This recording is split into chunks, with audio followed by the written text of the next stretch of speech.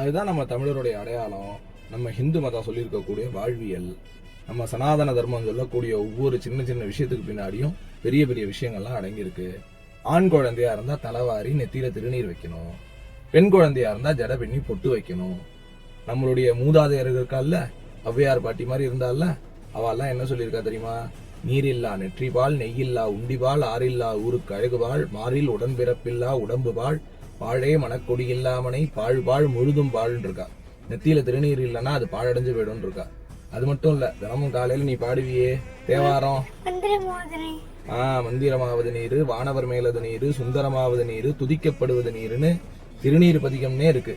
இது மட்டும் இல்லாம நம்மளுடைய சனாதன தர்மத்தை வளர்த்தா இல்லையா, வள்ளலார், ஔவையார், திருஞான சம்பந்தர், திருநாவுக்கரசர், சுந்தரமூர்த்தி நாயனார், மாணிக்க வாசகர், திருவள்ளுவர், இவா எல்லாருமே இந்த திருநீரை விட்டுண்டு தான் நம்ம தர்மத்தை சொல்லியிருக்கா. நம்ம யாருக்காகவும் எதுக்காகவும் நம்ம தர்மத்தை விட்டு கொடுக்க கூடாது. நம்மளுடைய கலாச்சாரத்தை கடைபிடிக்கணும். சரியா?